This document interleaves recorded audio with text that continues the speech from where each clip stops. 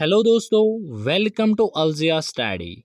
आज हम पोस्टमार्टम करने वाले हैं ह्यूमन डेवलपमेंट इंडेक्स का। एक इम्पोर्टेंट रैंकिंग रिपोर्ट है।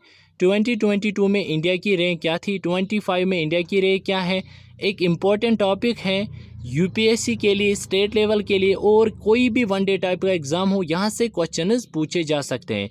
पॉसिबिलिटीज़ हैं टॉप 5 कंट्रीज़ में आपको मैच द फॉलोइंग करके क्वेश्चन पूछे जा सकते हैं। ये इम्पोर्टेंट टॉपिक है, पेशेंस बना के रखिए। चलिए दोस्तों, वीडियो की शुरुआत करते हैं। पहले हम बात करेंगे ह्यूमन डेवलपमेंट इंडेक्स क्या होता है। ह्यूमन डेवलपमेंट इंडेक्स एक रिपोर्ट है जिसको कौन डेवलप करता है, United Nations development programme. Measure करता है कंट्रीज़ को अलग अलग की डायमेंशंस पर, जिससे हमें फिर पता चलता है कि उस कंट्री में कितना ह्यूमन डेवलपमेंट हुआ है। अगर हम बात करेंगे, पहला जो इम्पोर्टेंट है वो है लाइफ एक्सपेक्टेंसी एट बर्थ। इंसान कितना ज़िंदगी जी पा रहा है उस कंट्री में। सस्टेनेबल डेवलपमेंट गोल में आपको ये तीसरे नंबर पर देखने को मिलेगा। या एक्सपेक्टेड ईयर्स ऑफ स्कूलिंग, बच्चे कितने स्कूल जा पा रहे हैं, कितने बच्चे वहाँ पर पढ़े लिखे हैं। सस्टेनेबल डेवलपमेंट गोल में आपको चौथे नंबर पर मिलेगा। मिनिमल ईयर्स ऑफ स्कूलिंग भी देखी जाती है, या ग्रॉस नेशनल इनकम भी चेक की जाती है, जो कि सस्टेनेबल डेवलपमेंट गोल में 8वें नंबर पर आपको देखने को मिलेगा।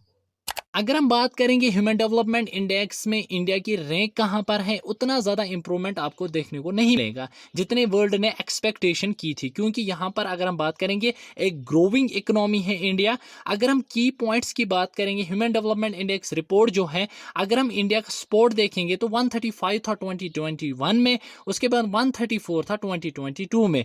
ग्लोबल कंपेरिजन की अगर हम बात करेंगे, जो रिपोर्ट है 193 कंट्रीज थी 2022 में, 191 थी 2021 में। इंडिया की जो साउदर्न नेबर कंट्रीज है, श्रीलंका ने होल्ड की हायर पोजीशन, 78th पोजीशन उसने हासिल की, और चाइना ने 75th रैंक हासिल की, जो कि एक अच्छा खासा ह्यूमन इंडेक्स डेवलपमेंट कैटेगरी में आते हैं दोनों कंट्री। इंडिया ने बहुत ज़्यादा कोशिश की है, लेकिन कुछ यहाँ पर इतना ज़्यादा इम्प्रूवमेंट देखने को नहीं मिला है। अगर हम बात करेंगे रीजनल कंपैरिजन के बारे में, रीजनल कंपैरिजन होता है जो नेबरिंग कंट्रीज हैं इंडिया के बॉर्डर के साथ, जो अपना बॉर्डर टच कर रहे हैं, उनके साथ अगर हम कंपैरिजन करेंगे, जिसमें भूटान आता है 125th रैंक है, जो कि भारत से काफ़ी आगे है, 5 पायदान आगे है। उसके बाद अगर हम बांग्लादेश की बात करेंगे, वो भी एक पायदान आगे है, 129th रैंक उसकी भी आई है। टॉप रैंकिंग किसने हासिल की है, स्विट्जरलैंड ने सबसे टॉप स्पॉट हासिल किया है। उसके बाद अगर हम देखें, इंपॉर्टेंट की एस्पेक्ट्स हैं जिससे ह्यूमन डेवलपमेंट इंडेक्स नापा जाता है, यानी कि किन किन बेसिस पर, किन किन मेजर्स पर ह्यूमन डेवलपमेंट इंडेक्स मेजर किया जाता है। पहला है हेल्थ, उस कंट्री का हेल्थ कैसा है, यानी कि वहाँ के लोग कितने हेल्दी हैं, कितने फिट है, कितनी अच्छी लाइफ गुजारते हैं वहाँ, कितनी सैनिटेशन, प्योर सैनिटेशन उनको मिलती हैं, और कितनी लाइफ वो लॉन्ग जीते हैं। ये पहला मेजर है। उसके बाद अगर हम बात करेंगे एजुकेशन के बारे में, क्या उनके बच्चों को अच्छी खासी एजुकेशन दी जा रही है, क्या वहाँ पर लेबर फोर्स का, यानी कि जो अंडर एज बच्चे आ रहे हैं वो काम कर रहे हैं, ये सब देखी जाती हैं। स्कूलिंग कितनी हुई है, अडल्टस पढ़ रहे हैं, तो ये सब चीज़ें इसमें मेजर होती हैं।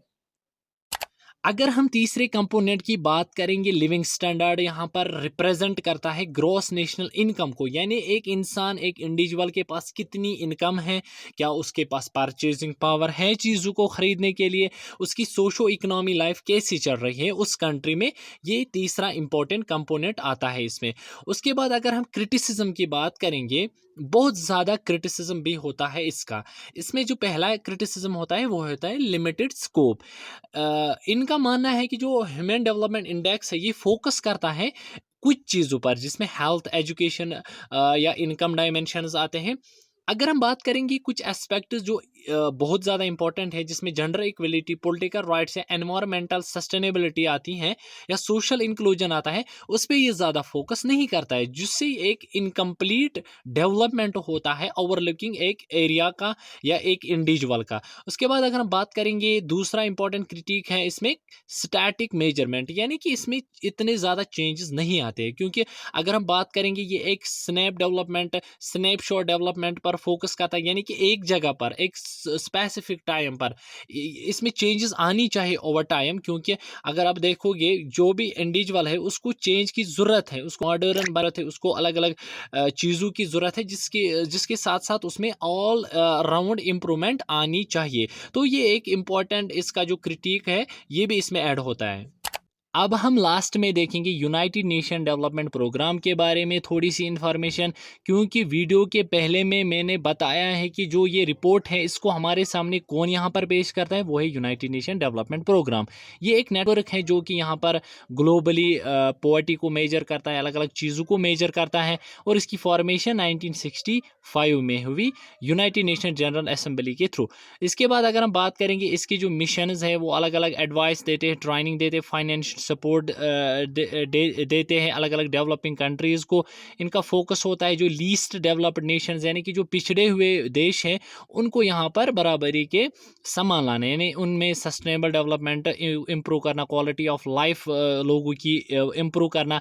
और इसका जो स्ट्रक्चर है वो कुछ बोर्ड की तरह, ये एक एग्जीक्यूटिव बोर्ड की तरह काम करता है। इसमें रिप्रेजेंटेटिव्स होते हैं 36 कंट्रीज़ वर्ल्ड वाइड के इसके रिप्रेजेंटेटिव्स हैं जो इसको सर्व करते हैं on the basis of strategy and direction, and overseas activities भी इसमें शामिल है। तो ये थी full information about the human development index के बारे में। जो इम्पोर्टेंट एग्ज़ाम्स हैं उसमें ये आपको बहुत मदद देगा, बहुत हेल्प करेगा।